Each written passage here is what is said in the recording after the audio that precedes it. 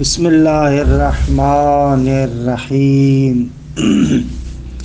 وبہ نستعین انہ خیر ناصر ومعین وصلی اللہ علی محمد وآلہ الطاہرین۔ الحمدللہ، خداوند منان کے لطف و کرم سے ہماری گفتگو بدایت الحکمت کے 10ویں مرحلے میں 11ویں فصل کے بیان میں ہے۔ اس فصل کے اندر مرحوم علامہ دلائل حرکت جوہری کو ذکر فرماتے ہیں۔ عرض ہوا کہ مشہور فلاسفہ حرکت جوہری کو ناممکن سمجھتے ہیں، کیونکہ ان لوگوں کا ماننا ہے کہ اگر حرکت جوہری کو قبول کر لیا جائے تو اس کا معنی ہوگا کہ ہمارے پاس ایک ایسی حرکت ہے کہ جس کا موضوع نہیں ہے، جبکہ ہر حرکت کے اندر موضوع کا ہونا ضروری ہے۔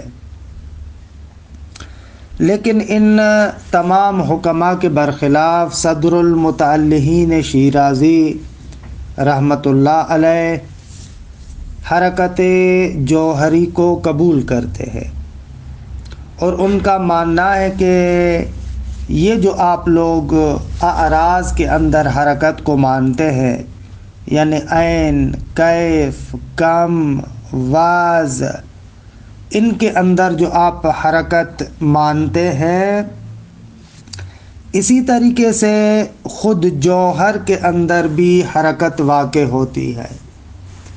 بقول مرحوم صدرہ رحمۃ اللہ علیہ کے اگر جوہر کے اندر حرکت کو قبول نہ کریں تو حرکت عینی، کیفی، کمی، وضعی بے معنی ہو جاتی ہے۔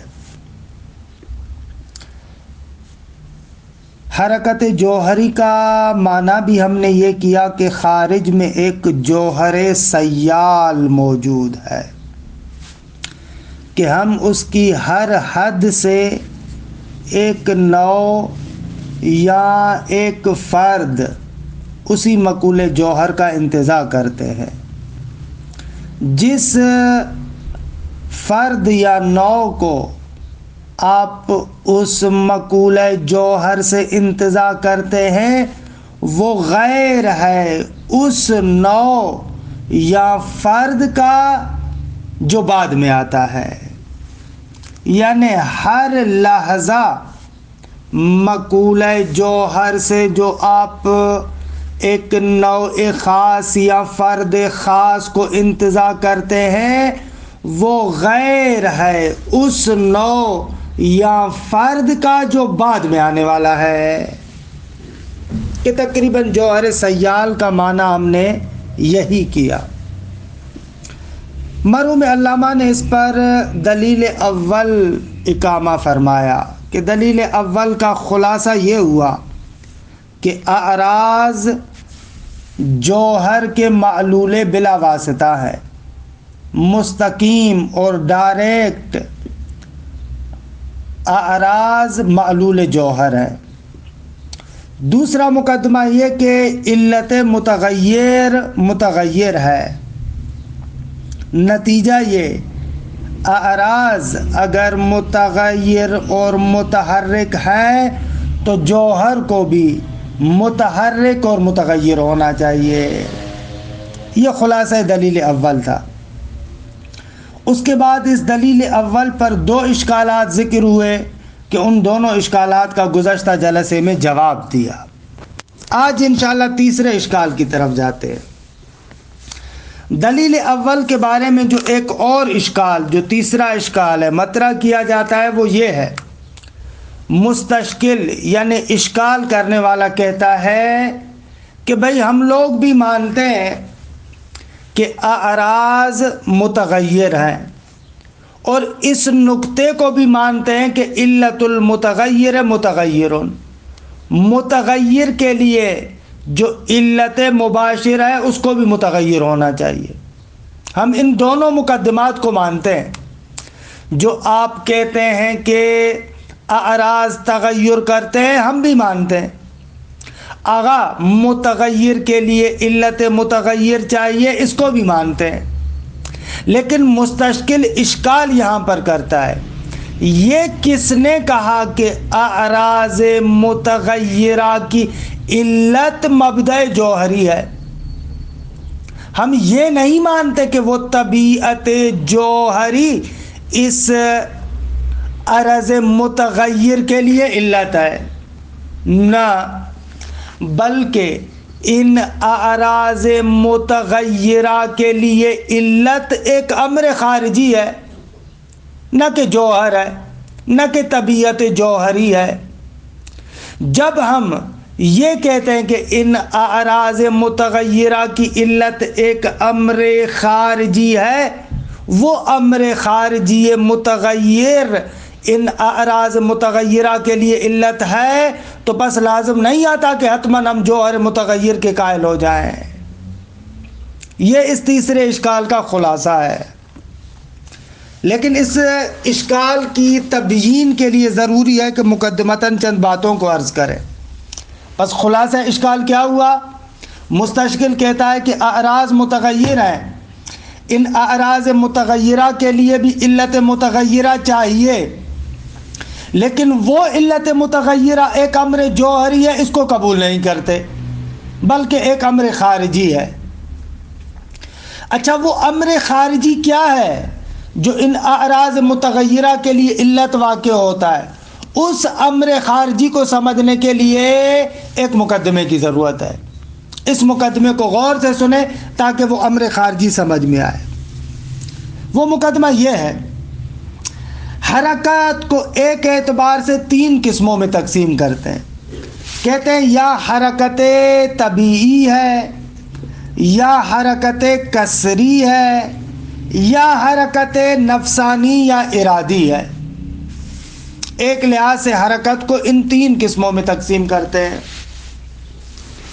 یا حرکت طبیعی یا طبعی ہے، یا حرکت قصری ہے، قاف قلم کے ساتھ، حرکت قصری ہے، یا حرکت نفسانی کہیں یا حرکت ارادی۔ یہ تین حرکتیں ہیں۔ اچھا، حرکت طبعی کا معنی کیا ہے؟ حرکت طبیعی یا طبعی اس حرکت کو کہتے ہیں کہ جو حرکت ایک جسم کی طبیعت کا تقاضا ہے۔ مثلا آپ دیکھیں، یہ جو اجسام ثقیل ہے اور یہ جو کثیف اجسام ہے، ثقیل اور کثیف اجسام جتنے بھی ہیں، مثلا آپ ایک پتھر کو لے لیں، ایک ڈھیلے کو لے لیں، ان کو اگر آپ اوپر سے چھوڑیں گے تو یہ پتھر زمین کی طرف آتے ہیں۔ اچھا، یہ بعد والی طبیعیات میں آپ نے کشش و ثقل کے نظریے کو سنا ہے، کہ جو نیوٹن والا نظریہ تھا، کہ بقول اس کے کہ زمین کے اندر یہ کشش پائی جاتی ہے کہ ان اجسام کو خود اپنی طرف کھینچتی ہے۔ لیکن اس کشش و ثقل کے نظریے کے علاوہ جو پہلے قدماء طبیعیین، جو فلاسفہ طبیعیون تھے، وہ لوگ کہتے تھے کہ نہ، یہ زمین کی کشش و ثقل کی بات نہیں ہے، بلکہ اس جسم کے اندر، اس جسم کی طبیعت میں یہ میل رکھا ہوا ہے کہ وہ زمین کی طرف آتا ہے۔ دوسرے لفظوں میں، یہ جو پتھر آپ اوپر سے پھینکتے ہیں اور وہ پتھر زمین کی طرف آتا ہے، یہ لوگ کہتے تھے حکماء قدیم کہ یہ زمین نہیں ہے جو پتھر کو اپنی طرف کھینچ رہی ہے، بلکہ پتھر کے اندر ایک طبیعی میل رکھا ہوا ہے کہ جو طبیعی میل اس کو زمین کی طرف لے کر جاتا ہے۔ درست ہے، یہ طبیعیات قدیم میں کہتے تھے۔ اور ان لوگوں کا ماننا تھا کہ زمین بابا مرکز عالم ہے، اور یہ جتنے بھی اجسام ثقیل اور کثیف ہیں ان کی طبیعت کے اندر یہ میل رکھا ہوا ہے کہ اپنے مرکز کی طرف جائیں. درست ہے. پس یہ جو پتھر کی حرکت ہے اوپر سے زمین کی طرف، یا جو ڈھیلا آپ پھینکتے ہیں جو اوپر سے زمین کی طرف آتا ہے، یہ حرکت اس کی حرکت طبیعی یا طبعی ہے. اسی طریقے سے جو مثلا بخار ہے، گیسز ہے، خب وہ اوپر کی طرف جاتے ہیں کیونکہ ان کا جو مرکز ہے وہ اوپر ہے، بالا ہے، لہذا ان کی حرکت اوپر کی طرف. یہ آگ بھی دیکھیں اوپر جاتی ہے، گیس بھی اوپر جاتا ہے، ہوا بھی اوپر جاتی ہے کیونکہ ان کا مرکز اوپر ہے. درست ہے. یہ ہو گئی حرکت طبیعی. خلاصہ کلام، حرکت طبیعی یعنی وہ حرکت جو ایک جسم کی طبیعت کا تقاضا ہے، اس کو کہتے ہیں حرکت طبیعی. اچھا، دوسری حرکت ہے حرکت قصری. اچھا، حرکت قصری کی مثال دیتا ہوں پھر وضاحت کرتا ہوں. آپ مثلا ایک پتھر اٹھا کر اوپر پھینکتے ہیں. خب جیسے ہی آپ اس پتھر کو اوپر پھینکتے ہیں تو یہ پتھر اوپر جاتا ہے. جب تک اس پتھر کے اندر آپ کی نیرو اور طاقت ہے، یعنی جتنا زور سے آپ پھینکیں گے اس پتھر پر جتنی آپ کی طاقت ہے وہ اس پتھر کے اندر جب تک جائے گی قوت اس پتھر کو زمین سے اوپر لے کر جائے گی. اب یہ پتھر بیچارہ تو طبیعت کی وجہ سے، اس کی طبیعت کا تقاضا دیکھا جائے تو وہ اگر اوپر بھی ہو تو زمین کی طرف آتا ہے. پتھر کی تو طبیعت میں نہیں ہے کہ زمین سے اوپر جائے، لیکن جب آپ پتھر کو اوپر پھینکتے ہیں تو وہ پتھر اوپر جاتا ہے. خب یہاں پر سوال کرتے ہیں، بھائی پتھر کی طبیعت کا تقاضا یہ ہے کہ وہ زمین کی طرف آئے، تو پھر آخر یہ پتھر جب آپ اس کو پھینکتے ہیں تو زمین سے اوپر کیوں جاتا ہے؟ تو کہتے ہیں کہ بابا یہاں پر یہ پتھر جو آپ زور سے پھینکتے ہیں وہ زمین سے اوپر جاتا ہے، یہ والی حرکت اس کی حرکت قصری ہے. یعنی پتھر کی طبیعت کا تقاضا یہ نہیں ہے کہ وہ زمین سے اوپر جائے، لیکن ایک عامل خارجی نے آ کر باہر سے اس کو فورس کیا ہے، اس کے اندر طاقت کو ڈالا ہے. جب تک وہ باہر والی طاقت اور باہر والا فورس اس پتھر کے ساتھ ہوتا ہے وہ اس پتھر کو زمین سے اوپر لے کر جاتا ہے. لیکن جیسے ہی وہ خارجی فورس اور طاقت ختم ہوتی ہے تو وہ پتھر پھر اپنی حرکت طبیعی کو اختیار کرتا ہے اور زمین کی طرف آ جاتا ہے. خلاصہ کلام، حرکت کسری یعنی وہ حرکت جو عامل خارجی کی وجہ سے ہوتی ہے، جو کسی خارجی عامل کی وجہ سے حرکت واقع ہوتی ہے، کہ اس کو اصطلاحاً کہتے ہیں جو قصر قاصر کی وجہ سے ہے، جو مجبور کرنے والا ہے. باہر سے جو اس پر فورس آتا ہے اس باہر والے فورس کی وجہ سے جو حرکت واقع ہوتی ہے اس کو کہتے ہیں حرکت کسری. یہ ہو گئی دوسری قسم حرکت کی. اچھا، تیسری قسم ہے حرکت کی حرکت ارادی یا حرکت نفسانی. یہ جو حرکت ارادی یا حرکت نفسانی ہے یہ وہاں پر ہوتی ہے جہاں پر ایک موجود زندہ ہوتا ہے، باحیات موجود ہو، یعنی جس کے اندر نفس اور روح پایا جاتا ہے، اس موجود کے اندر یہ حرکت ارادی ہوتی ہے. یعنی حرکت ارادی کا سر چشمہ اور مبدا نفس اور روح ہوتا ہے، وہاں پر ہم کہتے ہیں حرکت ارادی. اچھا، جتنے بھی زندہ موجودات ہیں ان کے اندر یہ حرکت ارادی پائی جاتی ہے. مثلا آپ اپنے ارادے کے ساتھ ہاتھ کو ہلاتے ہیں، یہ جو آپ اپنے ہاتھ کو حرکت دیتے ہیں اس حرکت کو کہتے ہیں حرکت ارادی. بھائی آپ اپنے ارادے کے ساتھ اپنے ہاتھ کو اوپر کرتے، اپنے ارادے کے ساتھ ہاتھ کو نیچے کرتے، اپنے ارادے کے ساتھ ہاتھ کو چلاتے ہیں، پاؤں کو چلاتے ہیں، وہ پتہ نہیں کس کس چیز کو چلاتے ہیں. خب یہ کیا ہے؟ حرکت ارادی ہے. خب بس یہ 3 قسموں کی حرکت ہے ہمارے سامنے. یا حرکت طبیعی ہے کہ جو ایک شے کی طبیعت کا تقاضا ہے، یا حرکت کسری ہے جو عامل خارجی کی وجہ سے، یا حرکت ارادی ہے یعنی نفس و روح کے منشا کے مطابق. خوب اب یہ تینوں طرح کی حرکت آئی. اب ہم آتے ہیں ان تینوں طرح کی حرکات کے بارے میں نقطہ بیان کرتے ہیں کہ حرکت طبیعی کیوں ہوتی ہے، حرکت کسری کیوں ہوتی ہے، حرکت نفسانیہ ارادی کیسے ہوتی ہے.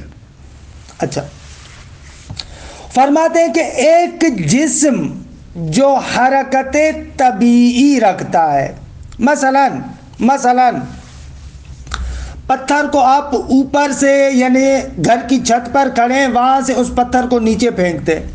خب جیسے ہی آپ اس پتھر کو اوپر سے نیچے کی طرف پھینکتے ہیں تو اب یہ پتھر آہستہ آہستہ تدریجاً زمین کے قریب آتا ہے. درست ہے؟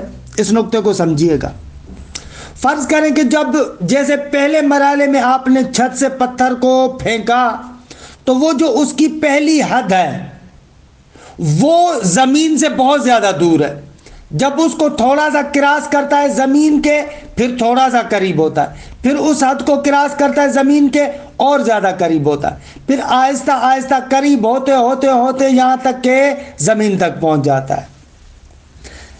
مستشکل کہتا ہے یہ جو حرکت طبیعی میں ایک جسم زمین کے ساتھ دوری اور قربت اختیار کرتا ہے، آپ ان تمام مراحل کو مد نظر رکھیں. ہر مرحلہ دوسرے مرحلے کی نسبت سے زمین سے دور ہوتا ہے، قریب ہوتا ہے، دور ہوتا ہے، قریب ہوتا ہے. یہ ایسے ہے نا، اوپر سے جیسے ہی آپ نے پتھر کو پھینکا تو وہ جو پہلا مرحلہ اوپر والا ہوگا وہ زمین سے بہت زیادہ دور ہوگا. پھر جیسے ہی جسم وہ پتھر تھوڑا سا نیچے آئے گا وہ نسبتاً کم ہوگا دور، پھر اس کے نیچے آئے گا تو وہ نسبتاً کم ہوگا دور، اس سے نیچے آئے گا تو نسبتاً کم ہوگا دور. تو اب اس حرکت طبیعی میں آپ دیکھیں وہ جو جسم حرکت کرتا ہے زمین کی نسبت سے اس کی دوری اور نزدیکی لحظہ بلحظہ تبدیل ہوتی ہے، کیونکہ حرکت ایک امر تدریجی ہے نا. آہستہ آہستہ وہ پتھر اوپر سے نیچے آ رہا ہے تو اب اس پتھر کی زمین سے دوری اور نزدیکی آن بآن لحظہ بلحظہ تبدیل ہوتی رہتی ہے. اچھا، تو کیا ہوا؟ مستشکل کہتا ہے آپ ہم سے پوچھ رہے تھے نا یہ جو حرکت عرضی ہے اس کے لیے سبب کیا ہے، تو ہم کہتے ہیں یہ جو احوالات ہے، دقت کریں آپ، یہ جو احوالات ہیں دوری اور نزدیکی کے لحاظ سے، حرکت طبیعی میں ہم نے کہا کہ آن بآن لحظہ بلحظہ دوری و نزدیکی زمین کی نسبت سے اس کی عوض ہوتی رہتی ہے. خب یہ جو دوری اور نزدیکی آن بآن زمین کی نسبت سے تبدیل ہوتی رہتی ہے، یہ دوری اور نزدیکی احوالات ہے. یہ احوالات خود سبب بنتے ہیں اس حرکت طبیعی کے. یہ جو عرض حرکت کرتا ہے اس حرکت عرضی کی علت یہ احوالات ہے، اس کو ہم عامل خارجی کہہ رہے تھے. یہ جو دوری اور نزدیکی آن بآن عوض ہو رہی ہے یہ دوری اور نزدیکی احوالات متکثرہ اور متعددہ کو جنم دیتی ہے، اور یہی احوالات متکثرہ اور متعددہ حرکت عرضی کا سبب بنتے ہیں، نہ کہ مبدأ جوہری. اچھا، یہ ہو گیا حرکت طبیعی میں. حرکت کسری میں عامل کون سا ہے؟ کہ حرکت کسری میں بھی اسی طریقے سے عامل ہے. ایک شے جو اپنی طبیعت کے برخلاف حرکت کرتی ہے. خوب جیسے ہی آپ پتھر کو پھینکتے ہیں نا زور سے، اب یہاں پر بھی دقت کیجیے گا، جیسے آپ نے زور سے پھینکا نا پہلی مرتبہ، جیسے ہی آپ پتھر کو پھینکیں گے تو تھوڑا سا آپ سے دور ہوگا، پھر تھوڑا سا زیادہ، پھر تھوڑا سا زیادہ، پھر وہاں تک چلا جائے گا جہاں تک آپ کے طاقت اس پتھر کے اندر منتقل ہوئی. آپ نے جتنا اس کو فورس کیا ہے، اس فورس کے اعتبار سے، اس نیرو اور طاقت کے اعتبار سے پتھر دور ہوتا جائے گا. تو یہاں پر بھی یہ جو پتھر پھینکنے والے سے دور ہوتا ہے، یہ بھی کیا ہے؟ دوری اور نزدیکی کے لحاظ سے آن بآن، لحظہ بلحظہ تبدیل ہوتا رہتا ہے. یہ جو دوری اور نزدیکی کے لحاظ سے آن بآن اور لحظہ بلحظہ دور ہوتا ہے، اس اعتبار سے ہم اس حرکت کسری کے مختلف احوالات درست کرتے ہیں. وہ مختلف احوالات ہی ہیں جو اس حرکت کسری اور اس حرکت اعراض کے اندر علت کی حیثیت رکھتا ہے. ابھی حرکت عرضی جو کسر کی صورت میں، وہاں پر بھی عامل خارجی یہی احوالات ہے. اچھا، اگر تیسرے مورد میں جہاں پر حرکت ارادی ہے، سوال یہ جو جہاں پر حرکت ارادی ہے، نفسانی حرکت ہے، یہاں پر عامل خارجی کیا ہے؟ فرماتے ہیں کہ ہم نے عرض کیا کہ حرکت نفسانی اور حرکت ارادی وہاں پر ہوتی ہے کہ جہاں پر فاعل صاحب ارادہ ہوتا ہے، زندہ ہوتا ہے، باحیات ہوتا ہے. نفس اور روح اس موجود کے اندر موجود ہوتا ہے، اور وہ نفس اور روح سرچشمہ بنتا ہے اس حرکت ارادی کا. یہ تو آپ سمجھ گئے. جہاں پر بھی فاعل ارادی ہوتا ہے، وہ اپنے ارادے سے حرکت کرتا ہے، کیونکہ اس کا جو بھی فعل ہوتا ہے اسی ارادے کے تحت ہوتا ہے. مثلا مثال دوں میں آپ کو.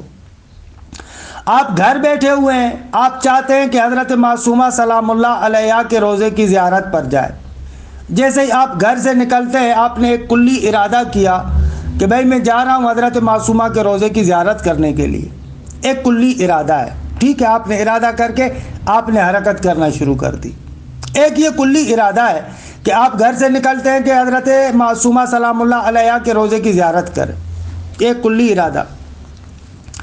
دوسرا، جیسے ہی آپ حرکت کرتے ہیں تو ہر قدم کے لیے گویا کہ ایک جزئی ارادہ بھی آپ کا ہوتا ہے. ایک کلی ارادہ ہے کہ آپ نے گھر سے حرم کی طرف جانا ہے. دوسرا، جیسے ہی آپ حرکت کرنا شروع کر دیتے ہیں تو آپ کا ایک جزئی ارادہ بھی ہوتا ہے.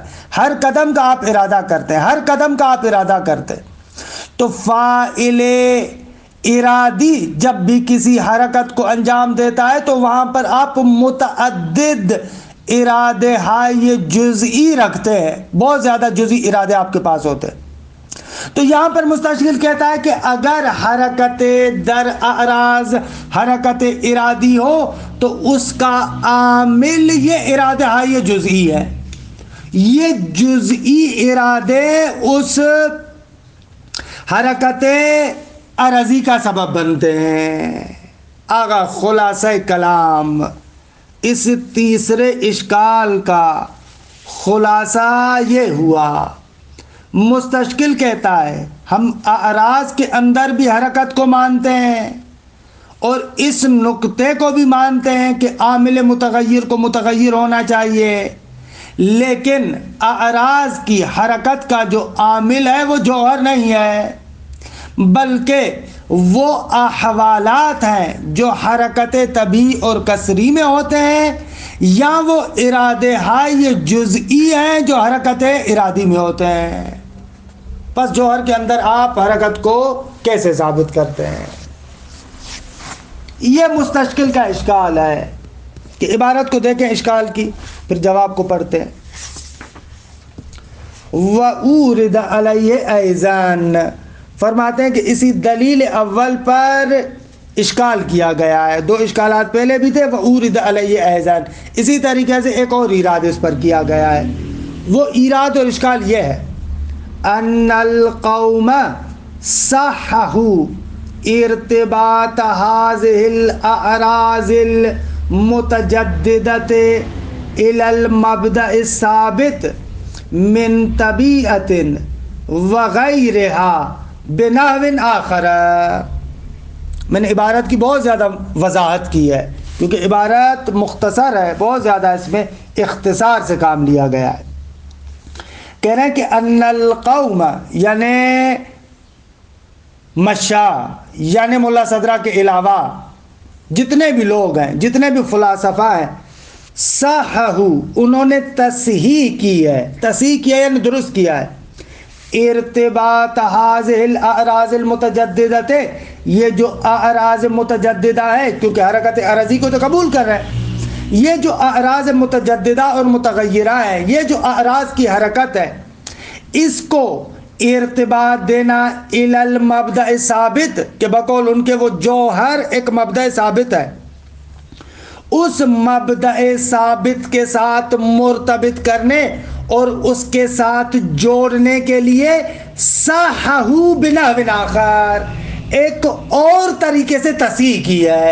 عبارت ایسے ہے، صححو ارتباط هذه الاعراض المتجددہ الی المبدأ الثابت بنا آخر، ایسے آپ سمجھے، ان اعراض متجددہ کا جو مبدأ ثابت کے ساتھ ارتباط ہے اس کو انہوں نے تصحیح کیا ہے، درست کیا ہے، بنا آخر، دوسرے طریقے سے۔ یعنی وہ لوگ یہ نہیں کہتے کہ ان اعراض متجددہ کی علت جوہر ہے، نہ نہ نہ نہ، کہتے جوہر بھی ثابت ہے، لیکن یہ جو اعراض متغیرہ ہے ان کے لیے جو علت ہے وہ ایک اور چیز ہے۔ اچھا، عبارت میں دیکھیں، من طبیعت وغیرہ، یہ من بیانیہ ہے، وہ جو مبدأ ثابت ہے۔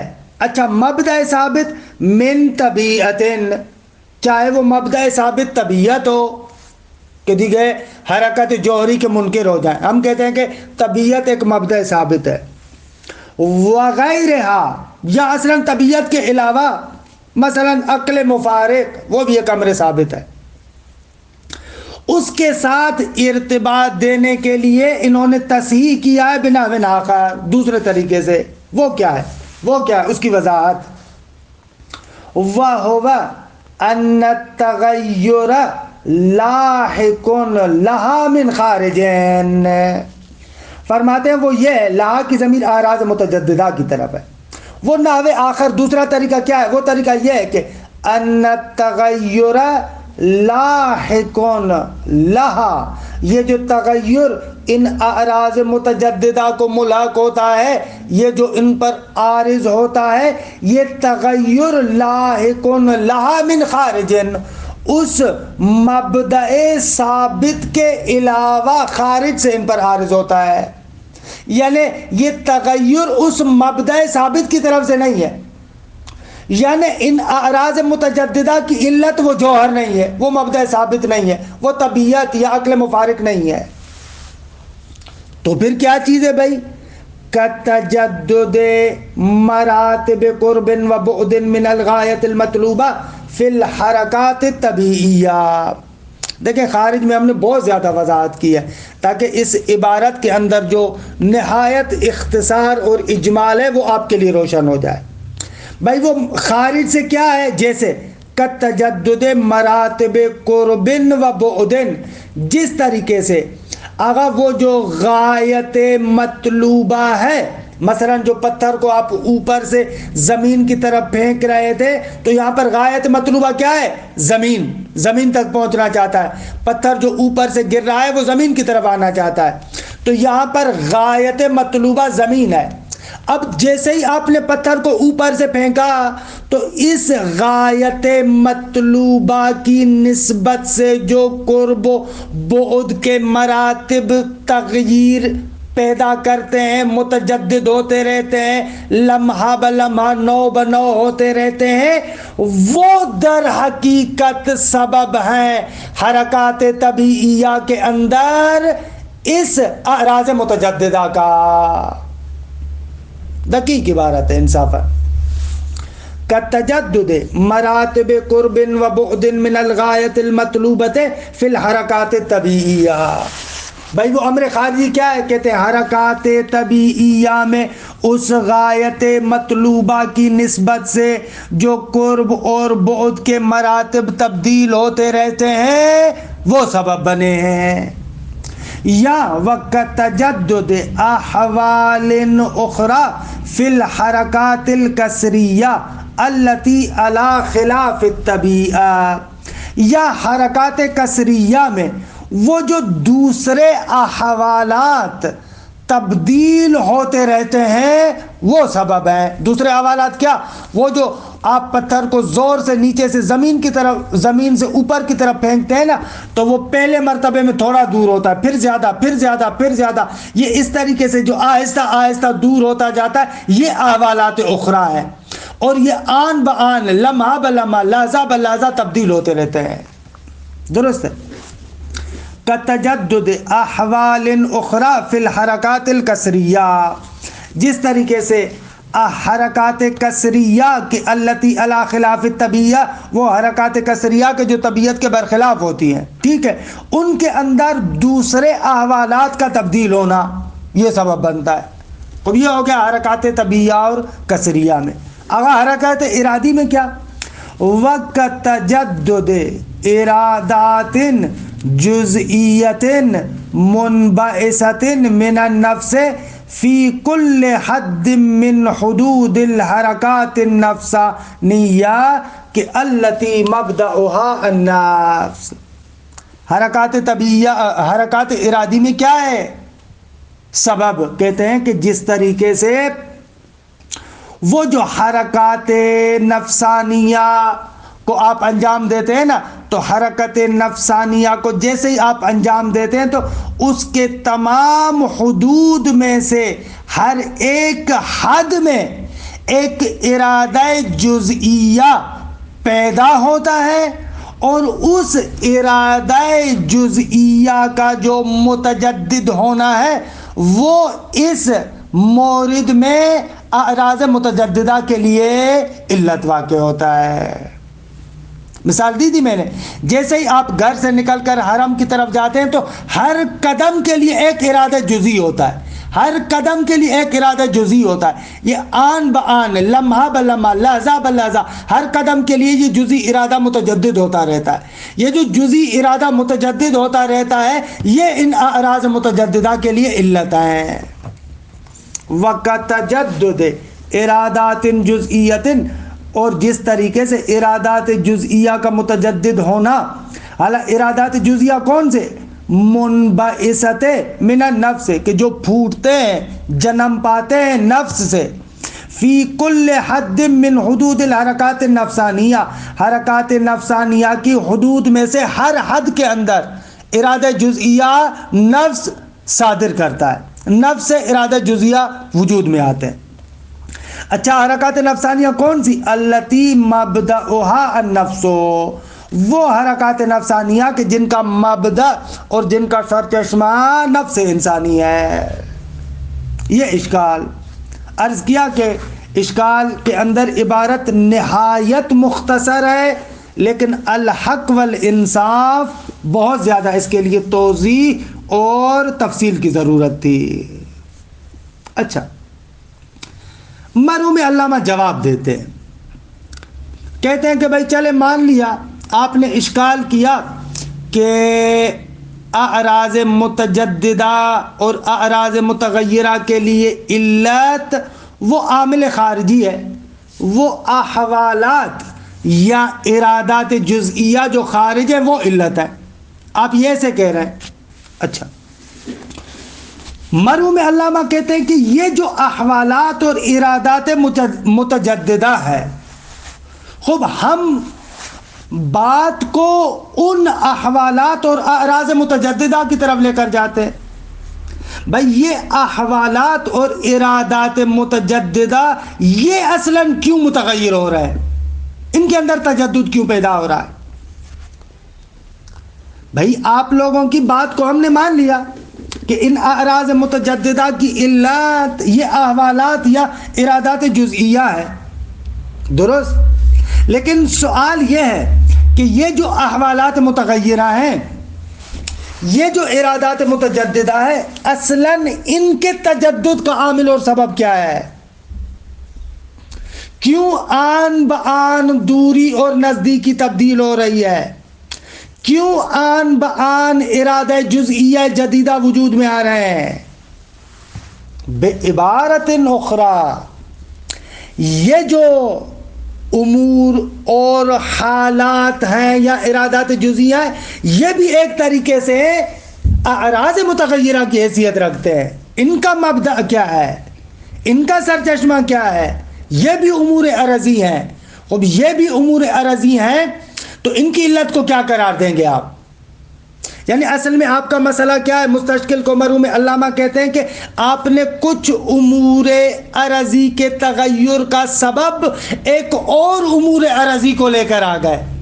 علامہ کہتے ہیں ان دوسرے امور عرضی کا سبب کیا ہے، اس کی علت کیا ہے، اس کا کیا جواب ہے آپ کے پاس؟ حتماً چاہتے نہ چاہتے آپ کو ان اعراض کی علت کو بھی بالاخر جوہر کی طرف منتہی کرنا پڑے گا۔ یعنی حرکت طبیعی کے اندر جو آپ کہہ رہے ہیں وہ احوالات جو خارج سے دوری اور قرب کی نسبت سے ہیں وہ ان اعراض متجددہ کی علت بنتے ہیں، تو علامہ کہتے ہیں در حقیقت وہ احوالات کیا کرتے ہیں؟ وہ احوالات زمینہ پیدا کرتے ہیں کہ وہ طبیعت آ کر اس تغیر کو وجود دے۔ جب علت یہاں پر بھی حقیقت میں وہی طبیعت قرار پائے گی تو پھر طبیعت کو متغیر ہونا چاہیے۔ اسی طریقے سے طبیعت مقصورہ کے اندر جہاں پر فاعل قصر ہے، جہاں پر حرکت کسری ہے، وہاں پر وہ کسر قاصر ایک زمینہ فراہم کرتا ہے کہ طبیعت مقصورہ کہ جس پر قصر طاری ہوا ہے وہ اس تغیر کو وجود دے۔ اور اسی طریقے سے حرکت ارادی کے اندر یہ جو انسان کا نفس ہے، انسان کا نفس اور انسان کا ارادہ، یہ جو ارادہ ہے یہ جزئیہ پیدا کرتا ہے، یہ زمینہ فراہم کرتا ہے کہ طبیعت بدنی انسان اس حرکت کو وجود دے۔ دوسرے لفظوں میں مرحوم علامہ کہتے ہیں اگر یہاں پر بھی آپ غور کریں تو بالآخر بات اسی طبیعت اور جوہر کی طرف منتہی ہوتی ہے اور وہی در حقیقت تغیر کا سبب بنتا ہے۔ عبارت کو دیکھا وَأُجِيبَ عَنْهُ، اور اس اشکال سے جواب دیا گیا ہے کہ بِأَنَّا نَنْقُلُ الْكَلَامَ إِلَى هَذِهِ الْأَحْوَالَاتِ وَالْإِرَادَاتِ الْمُتَجَدِّدَةِ، کہ ہم نقل کلام کرتے ہیں ان احوالات اور ارادہ متجددہ کی طرف کہ من این تجددت، یہ ارادے کہاں سے پھوٹے ہیں؟ فَإِنَّهَا لا محالة تنتهي في الحركات طبیعیت الى الطبیعہ وکذا فی الکسریہ، کہ بھائی چاہتے نہ چاہتے حرکات طبیعیہ میں وہ جو احوالات اور ارادات متجددہ ہیں اور جو ان کے اندر تجدد آتا ہے وہ چاہتے نہ چاہتے طبیعت کی طرف منتہی ہوگا، اور اسی طریقے سے کسریہ میں وہ احوالات کسریہ چاہتے نہ چاہتے اس طبیعت مقصورہ کی طرف منتہی ہوں گے۔ فَإِنَّ الْقَصْرَ يَنْتَهِي إِلَى الطَّبِيعَةِ، کیونکہ قصر بھی بالآخر طبیعت کی طرف منتہی ہوگا۔ وَقَذَا فِي النَّفْسَانِيَّةِ، اور اسی طریقے سے نفسانیہ میں بھی کہ فَإِنَّ الْفَاعِلَ الْمُبَاشِرَ لِلتَّحْرِيكِ فِيهَا أَيْضًا الطَّبِيعَةُ، آغا حرکات نفسانیہ میں بھی جو فاعل مباشر ہے اس کے اندر تحریک کا وہ بھی وہ خود طبیعت ہے، وہ نفس انسانی، وہ ارادہ ہے یہ جزئیہ زمینہ فراہم کرتے ہیں کہ وہ طبیعت حرکت کرے۔ خب یہ اس اشکال کا جواب ہو گیا کہ یہاں تک دلیل اول اور دلیل اول پر اٹھائے جانے والے تین اشکالات کا جواب ہوا۔ خلاصہ کلام اگر آپ یاد کرنا چاہیں یا خلاصہ لکھنا چاہیں تو ایسے کہہ سکتے ہیں، حرکت جوہری پر دلیل اول یہ قائم ہوا کہ اعراض کے اندر حرکت ہے اور ہمارے پاس یہ ثابت ہو چکا ہے کہ اعراض کا فاعل مباشر جوہر ہے، اور یہ بھی ثابت ہو چکا ہے کہ علت المتغیر متغیرون، پس جوہر کو متغیر ہونا چاہیے۔ کہ اس پر پھر 3 اشکالات مطرح کیے گئے اور ان تینوں اشکالات کے جوابات آپ کی خدمت میں عرض کیے. انشاءاللہ جلسے آئندہ میں دلیل دوم کو ذکر کریں گے.